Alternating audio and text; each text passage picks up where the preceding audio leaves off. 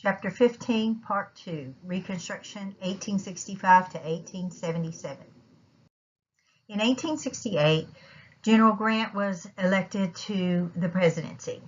The election of Grant is one that shows how radical the country had become. The Democrats basically had no chance at all in this election. They were deemed the party of war, they were deemed the party of treason, and so whoever the Republicans nominated would win. Grant was considered the hero of the Civil War. He was the person responsible for winning the Civil War for the Union, and so he's very popular.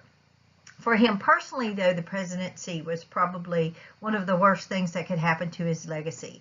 This great general who had been so successful and is really responsible for winning the Civil War for the Union is going to have a very tainted presidency. He had no political experience. He was unaccustomed to compromising, and he surrounded himself with individuals of very poor character, and many of those abused his good offices and used their political positions to enrich themselves. While Grant himself was very honest, many of the people he appointed to office were not.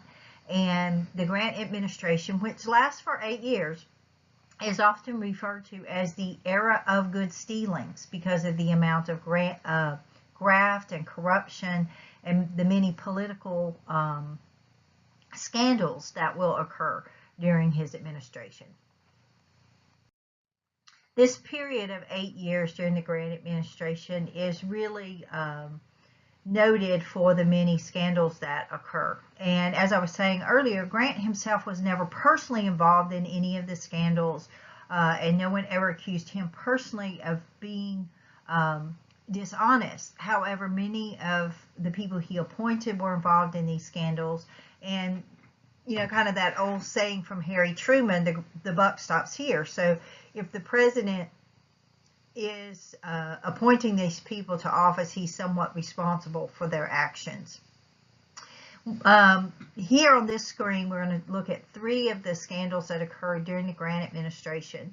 And the first one, the Credit Mobilier scandal, actually had nothing to do with the presidential office at all. It dealt with Congress. And just a little bit of background on this scandal. The Credit Mobilier was a railroad construction company, and it had been given one of the subcontracts to build the Transcontinental Railroad after Congress approved the building of the Transcontinental Railroad. This was a government-sponsored program, and so the government is paying the bills for this. The Credit Mobilier was accused and later found guilty of inflating the cost of the building, inflating how much railroad track they were laying. They were getting paid by the amount of mileage of track that they laid, and they were getting a monetary payment as well as land around it. Well, eventually, as the building of the Transcontinental Railroad continued for several years because of the huge mass of the project, there began to be some investigation into the Credit Mobilier company because of the huge bills that were coming in from them. Well, what the Credit Mobilier did was they started giving very large amounts of company stock into key members of Congress to keep those members of Congress from investigating them further and giving them true oversight. And they even gave some stock to the Vice President, Schuyler Colfax. Well, eventually, a newspaper company began to do some investigation and write some reports about it.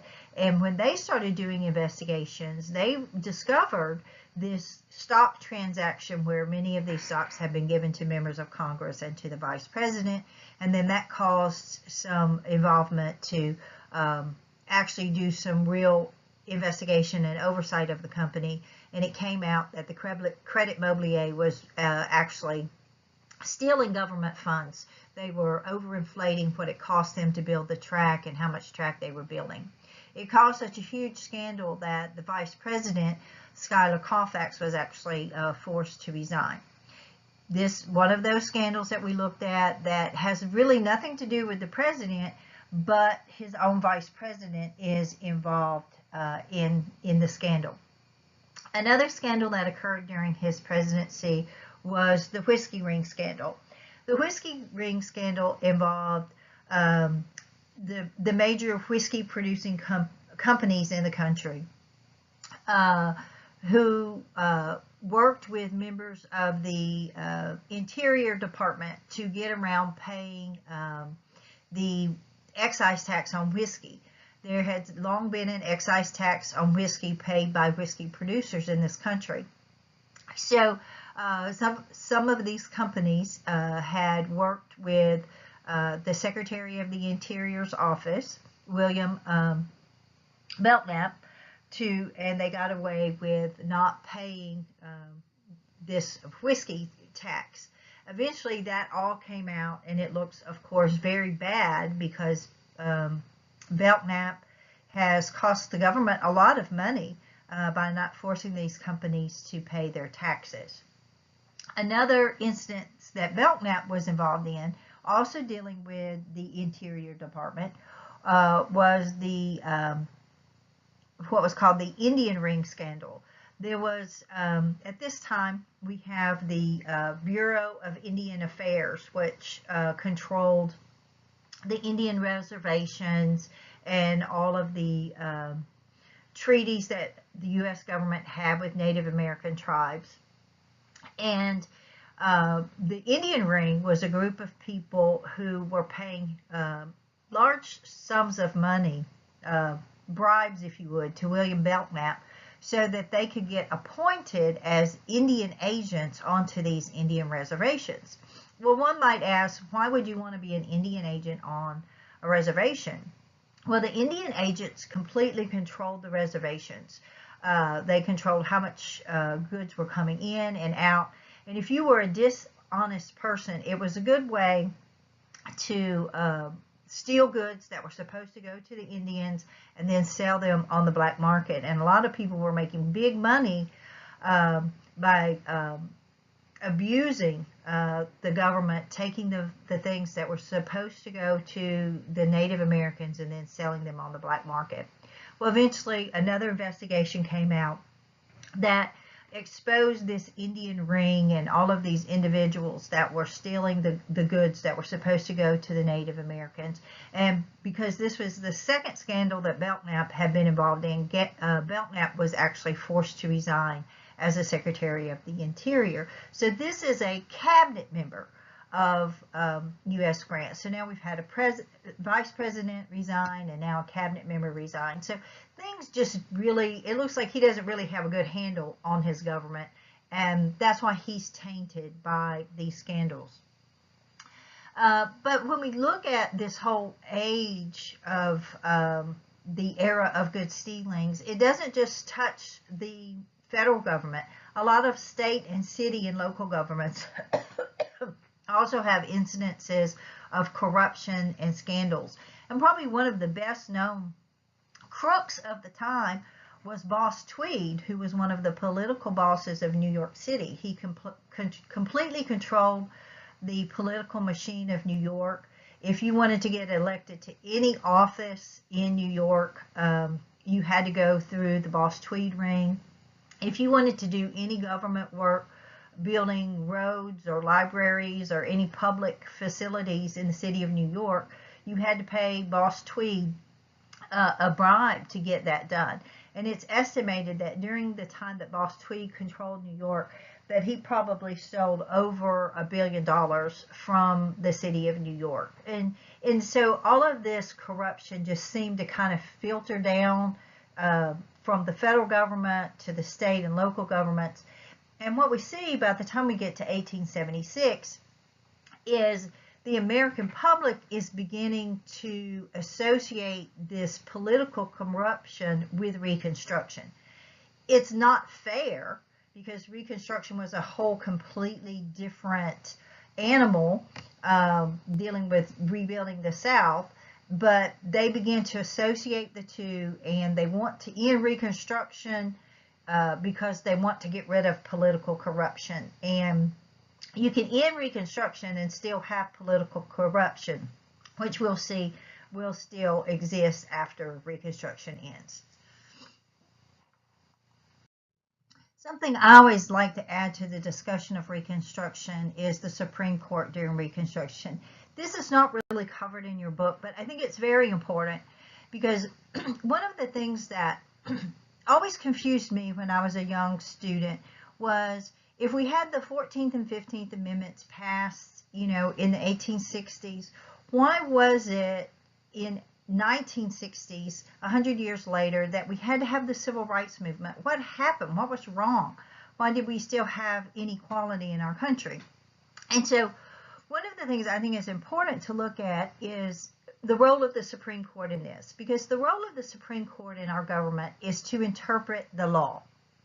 And sometimes the Supreme Court, especially during this age of Reconstruction, can be very stuck in its ways. They don't want to change things. And so what we see during Reconstruction is the Supreme Court is hesitant to enforce the 14th and 15th Amendments. And not just hesitant, but blatantly refuses, really, to enforce the 14th and 15th Amendments. And so we're going to look at a couple of cases in which the Supreme Court really, in many ways, nullifies aspects of the 14th and 15th Amendment, and thus postpones civil rights until the 1960s. The first one of these cases is the slaughterhouse cases. This case came up to the Supreme Court in 1873, and it dealt with citizenship rights. And one of the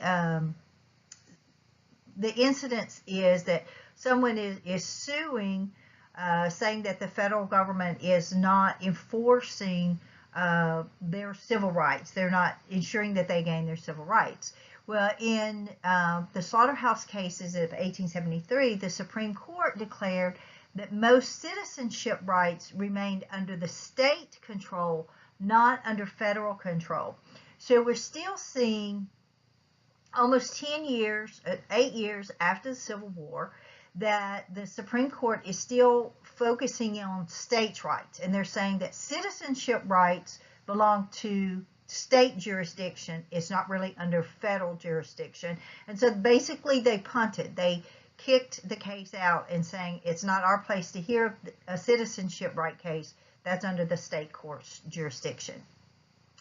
The next case that came up was U.S. versus Cruikshanks and U.S. versus Reese. We put these together because they basically deal with the same issue.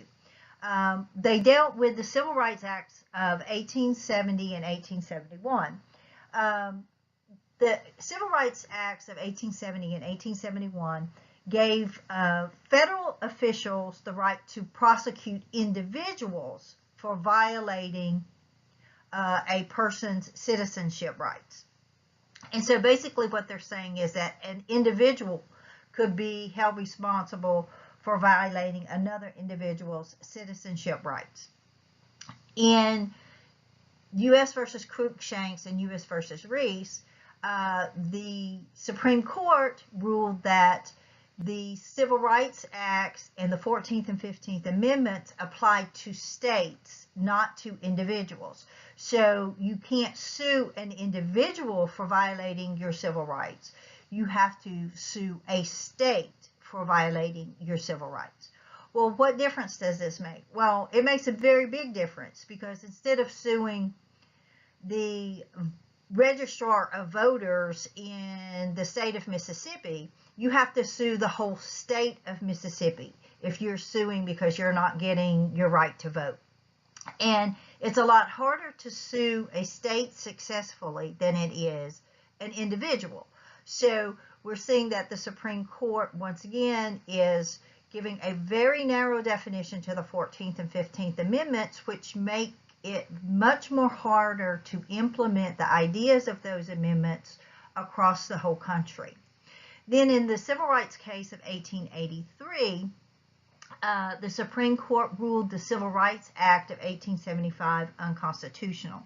The Civil Rights Act of 1875 banned racial discrimination in all forms of public transportation. And basically what they said was you couldn't have segregated streetcars, you couldn't have segregated buses, those types of things. They said that's what the Civil Rights Act of 1875 said. But the Supreme Court in 1883 said, yes, you can. This act is unconstitutional, that you cannot tell these people that own these public transportation and this public accommodation, you can't tell them who they can and can't serve. One of the very important things about the civil rights cases of 1883 is that it really opens up the door for the very famous case of Plessy versus Ferguson, which comes about in 1896. The Plessy versus Ferguson case establishes the concept of separate but equal, or in other words, segregation.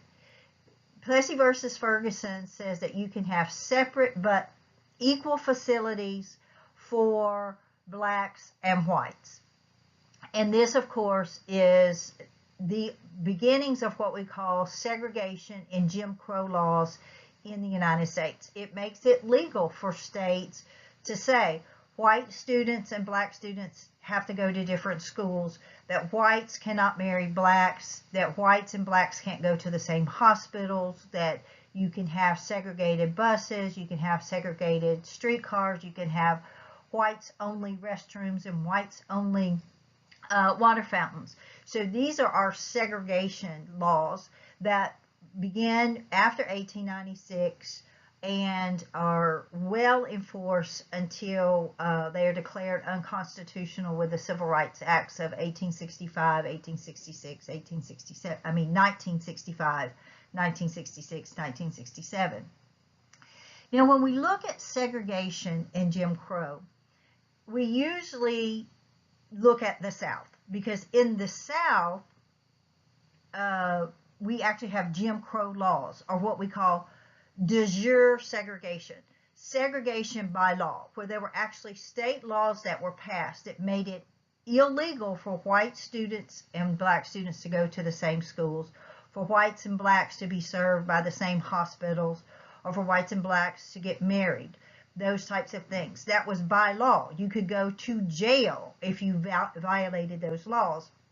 Those were Jim Crow laws that established segregation by law in the South. So usually when we look at segregation, we say, oh, that's a Southern thing and only applies to the Southern United States. That's incorrect. While it was more prevalent in the South, because it was legal and it was established by law, we also have in the North and in many of the Western states, like California, we have de facto segregation, where we have segregation by the way we behave. It wasn't the law in the North that blacks and whites could not go to the same schools. However, there were white neighborhoods and black neighborhoods, and you went to the school in your neighborhood. And it was illegal in some states, and it was the practice, at least in many cities and states, where blacks could not buy houses in white neighborhoods. In California, their segregation was identified more against Chinese and Japanese students rather than black students because they had a large Chinese immigration there because of the building of the Transcontinental Railroad. So in the North, we have de facto segregation, which effectively was a segregated society, but it just was not by law that it was segregated. It was segregated by people's habits. The difference is when you have de facto segregation, it's a little easier to overcome eventually. It took civil rights legislation in the 20th century to get rid of the de jure segregation in the South, while our habits could change in the North and get rid of the de facto segregation that occurred in the North. But our society was segregated in our country, not just in the South. There was discrimination against minorities all across our country during this time period. Economics during Reconstruction. The South really does not change a lot economically after Reconstruction. They still are predominantly agriculture, and the predominant crop is still cotton. There was a little bit of diversification as far as bringing in some industry, especially the textile industries. There was a little agricultural diversification, but still the major crop in the South during and immediately after Reconstruction is going to be cotton, and the South is still going to remain primarily agricultural. What changes in the South is that they can no longer use, of course, slave labor. So they had to develop a different labor system for this agricultural system. The problem in the South is going to be that there's no money to pay labor. There's lots of land, but there's no money. So they developed what becomes known as the sharecropping system. The idea was that you have individuals that own all of this land. They need somebody to work it. They don't have the money to pay somebody to work it. So they would set up a system where individuals would work the land for a share of the crop. So the way it worked out was that the landowners would divide their tracts of land into large parcels, and they would have tenant farmers that would come in and work that land for them. Usually this tenant farmer would have a little sharecropper cabin on the land, and he and his wife and children usually would work the land, and they would get a share of the crop once the crop was harvested. They did all of the work, and then they would give part of the crop to the landowner, and they would keep part of the crop. It sounds in theory like a pretty good system to take care of an immediate problem. However, the way it usually worked was the tenant farmer, which we often just call the sharecropper, was responsible for paying for the cost of the seed, the cost of the fertilizer, the cost of any equipment he needed to harvest the crop, those types of things. And so by the time he paid for all of those things, he usually did not get a huge percentage of cash. And usually, starting out in the whole situation, the landowner might get 60 or 70%, and the tenant farmer was only going to get 30 or 40%. Rarely did you see where there was going to be a 50-50 split. But even if there was a 50-50 split, by the time the tenant farmer pays all the expenses of the farming, he's usually left holding the bag. If you had a good year, he might make some money. But oftentimes there weren't good years. You have very lean years where you have a drought, or you have a flood, or you have a tornado that comes in and tears the crop up right around harvest time in the fall. All types of things can happen. Or simply you can have, a reduction in prices, supply and demand. If the crop prices go down really low, you may not make enough money to actually pay for the production of the crop. So sharecropping usually produced what we call a cycle of poverty. These sharecroppers would often not make enough money one year to pay off their bill for that year, so they would have to take out a loan against their next year's crop. And so what they do is they end up in this huge debt. As long as they're in debt, they can't get out of this contract they have for sharecropping, and they are just creating this cycle of poverty where they're never going to get out of this poverty. Oftentimes we also see, as a result of sharecropping, that Southern children in these sharecropper families did not attend school or attended school very irregularly because they had to help with the crops at home.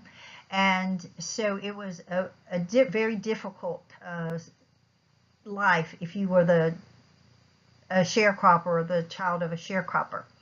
One of the myths of sharecropping that we have in our country is that only former slaves, only blacks, were sharecroppers. That is not true. Especially by the time we moved to the end of Reconstruction, the beginning to the middle of the 20th century, we still had sharecroppers in this country, and many of them were poor whites. If you were in a situation where you could not own your own land and you lived in the South, farming was pretty much the only job that was available. And so a lot of poor whites ended up as sharecroppers too. So it was not just African Americans that were sharecroppers. Another aspect of Reconstruction that we look at is education. As I was just saying, a lot of these Southern children didn't get to go to school or went to school on a very irregular basis. So we see that illiteracy in the South is still going to be very high in the South. However, there were some efforts to improve education in our country during Reconstruction. We talked much earlier in Chapter 15 about the Freedmen's Bureau. And as a result of the Freedmen's Bureau, we had these freedmen's schools that were built, about 4,000 of those.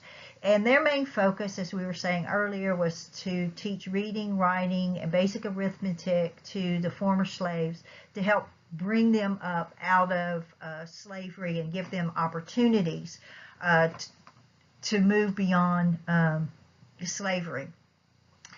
There were also efforts to build more comprehensive, integrated school systems during Reconstruction. Unfortunately, the comprehensive public school systems did not take off very well in the South. Several states did try to implement those, but wherever they were implemented, usually the whites would refuse to send their children to schools with the black students. But we do begin to see some of the spreading of a public school system, at least starting in the South, that would be a state-supported public school system. For the majority, we're going to have segregated schools. We have, because of Plessy versus Ferguson, we have white schools and black schools throughout the South. And mostly the black schools got very limited funding. They were supposed to get separate but equal funding. They did not. Most of these areas were very poor, and the white schools were in bad shape themselves, and so the black schools were even worse off. They got the black schools got the hand-me-down textbooks. They had very few facilities that were given to them. And so the segregated schools were actually bad for both the white students and the black students in the South because of the limited funds. And then when you start trying to keep up two separate school systems, it just did not work out well. And so we see that the illiteracy rates in the South continued to be very high during Reconstruction. And even today we see that the Southern states have higher illiteracy rates than the Northern states. One positive aspect of education during Reconstruction, though, was the Morial Land Act.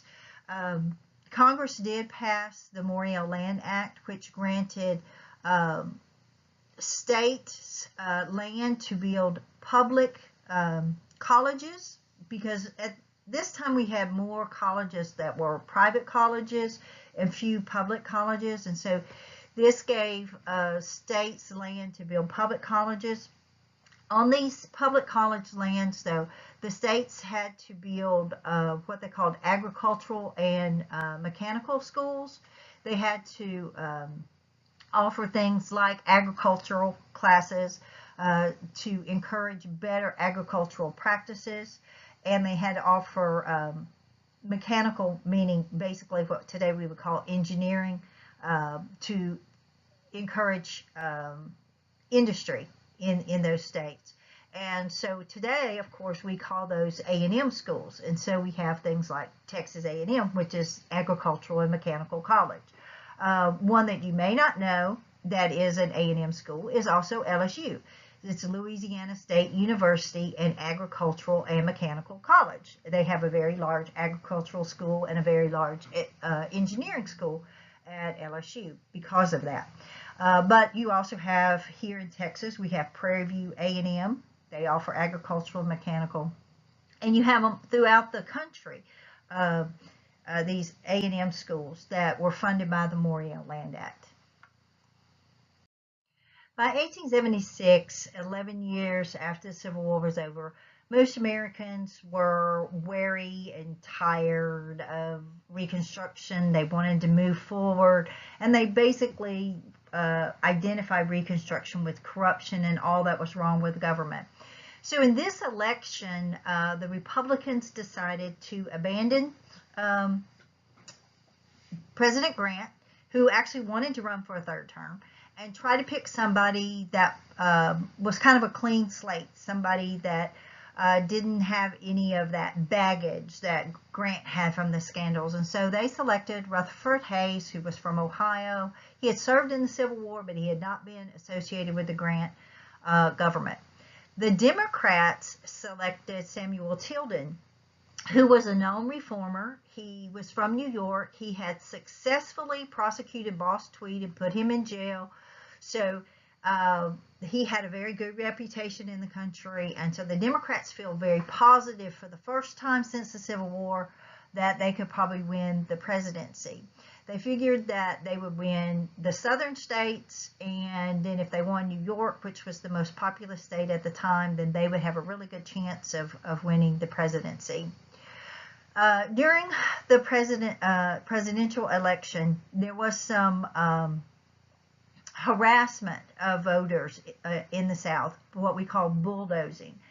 Bulldozing is when the African Americans were intimidated to try to prevent them from voting in that election because they knew that the African Americans would probably vote for the Republican Party because it was the Republican Party that had ended slavery, and at this time most African Americans voted for the Republicans once they got the right to vote.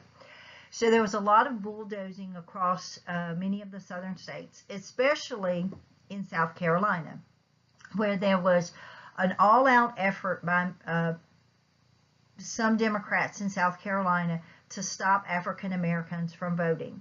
There was an equal effort by those African Americans to insist that they get to vote. And so there was an incident known as the Hamburg Massacre, where these people that call themselves the Red Shirts were trying to prevent these African Americans from voting, and there was an actual fight that occurred, and 5 individuals were actually killed during this Hamburg Massacre in South Carolina.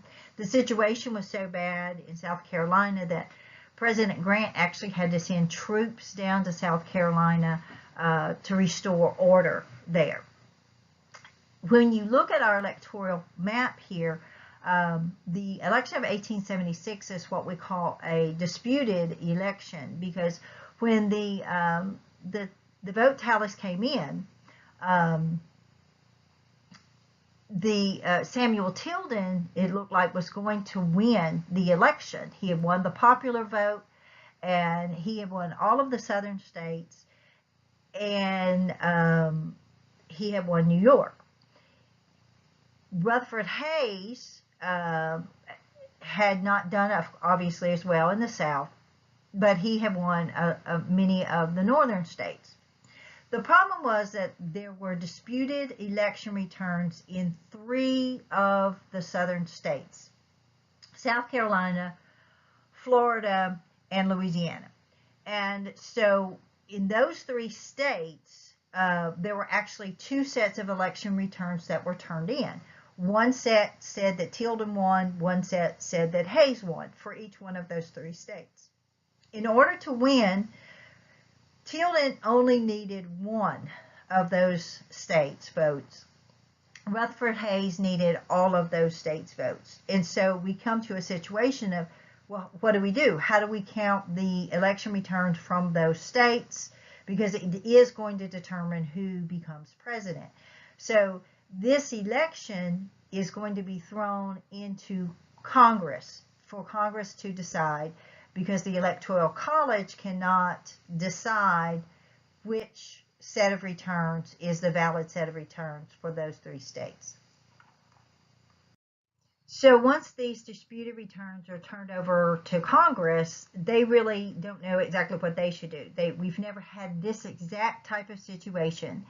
So they don't know if the House should decide, the Senate should decide, how should it go. So what they decided to do was to create an electoral commission that would be made up of 5 members from the House, 5 members from the Senate, and 5 members from the Supreme Court. They were hoping that in including the Supreme Court in this, it would keep it bipartisan, so that it wouldn't just people vote along the party lines. And then this electoral commission made up of these 15 individuals would look at the election returns for each one of those states and determine which one was the valid one. Well, when the electoral commission met and they looked at the returns, they decided by a vote of 8-7 that all 3 states' returns should be given to Rutherford Hayes. So the Democrats are very upset. They feel like the election has been stolen from them. They only needed 1 set. They lost all 3. They feel like it was a party vote because the Republicans did control most of Congress. And so they said, we're not going to accept this vote by this electoral commission. We're not going to give up on this. And so we're stretching into February, still trying to figure out, who's won the election. The president is supposed to be inaugurated in March. What do we do? So there was some wheeling and dealing done, backdoor bargaining. And so the Democrats and the Republicans came up with what we call the Compromise of 1877. Under the terms of the Compromise of 1877, the Democrats will give up their claims to all the disputed returns. What that means is that Hayes can be named as the president. So Rutherford Hayes was named as the president. In exchange for that, the Republicans promised to give federal appropriations for a railroad to be built in the South. That was a big deal because the Transcontinental Railroad would bring in a lot of money. The one that was being built in the North was bringing in money. So this will help railroad appropriations for the South, which will help the economy. They promised to withdraw all federal troops from the South. There were still federal troops in some of those southern states. And they promised to appoint a Democrat to the cabinet.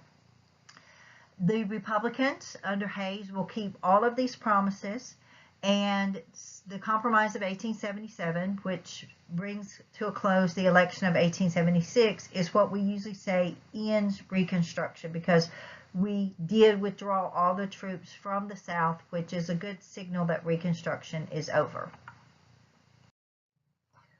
When Reconstruction is over, we begin to see the term used in the South that the southern states are redeemed, meaning that they've regained their power, they've regained their control, they can go back to the way that they were before.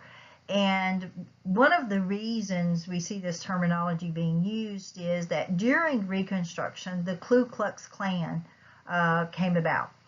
The Ku Klux Klan was a terrorist organization that was used to try to intimidate the carpetbaggers, the Northerners that came south, and the former slaves to keep them from exercising political power in the South. It started during Reconstruction, and it gained a lot of power during Reconstruction, and essentially is the way that the Southern states regained a lot of their power over African Americans. During Reconstruction, the federal government did try to curtail the activity of the Ku Klux Klan. There were other organizations like the Klan. The Klan was just the largest one, and it's the one that unfortunately has still around today. But the federal government did pass enforcement acts that made terrorist organizations like the Ku Klux Klan illegal. Unfortunately, those enforcement acts just forced the Klan to become more secretive. It did not really end the Klan activities. What really caused the decline of the Ku Klux Klan was after 1877, there was really no reason for the Klan, because after 1877, the Southern states were fully back in the Union. The Southerners regained control of their states. Many of the Northerners, the carpetbaggers, went home. And honestly, the North became kind of bored with Reconstruction and did not make sure that the 14th and 15th Amendments and the Civil Rights Acts were enforced in the South. And so the South was allowed to kind of go back to doing things its own way. And then, of course, after Plessy versus Ferguson, segregation was implemented in the South, and so there was really no need for the Klan, and so it began to greatly decline.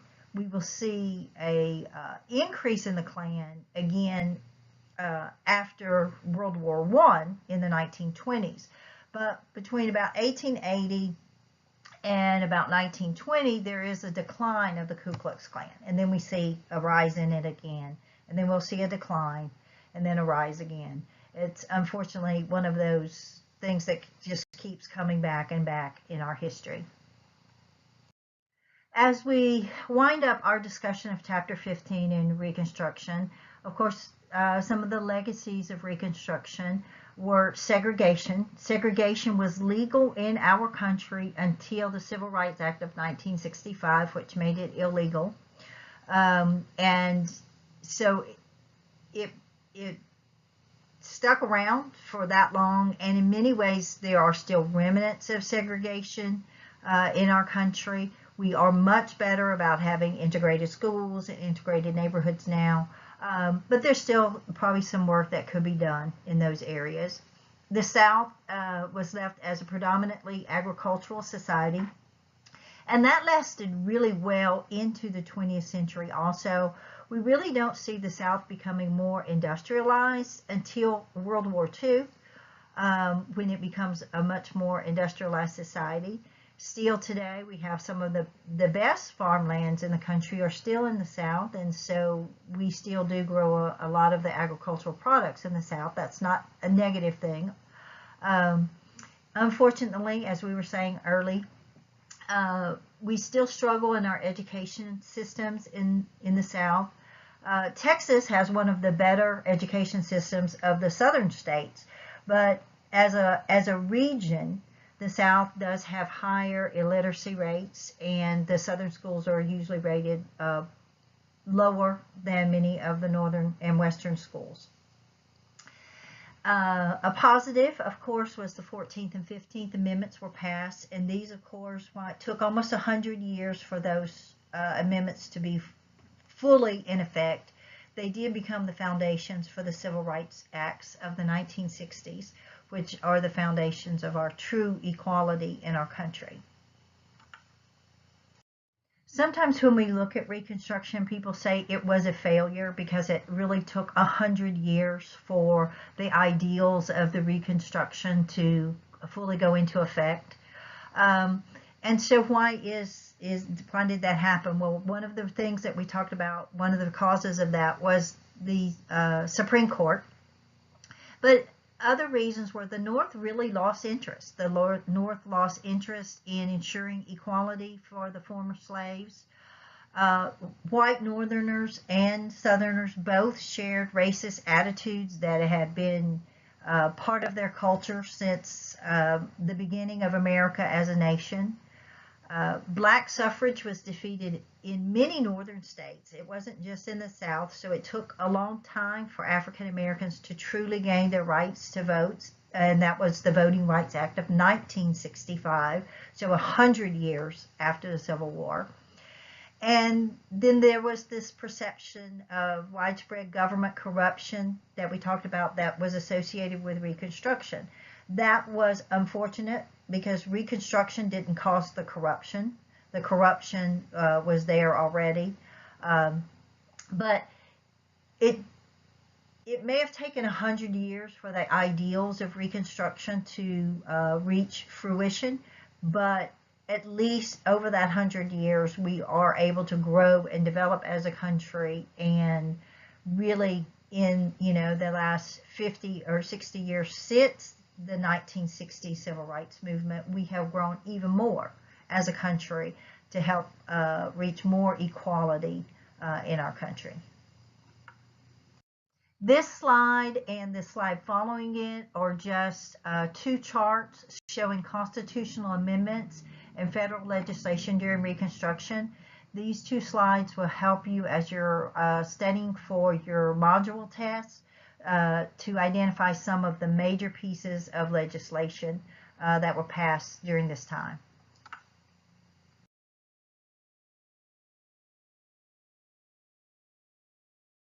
And that concludes our Chapter 15 lecture PowerPoint. And so then we will start Chapter 16 next time.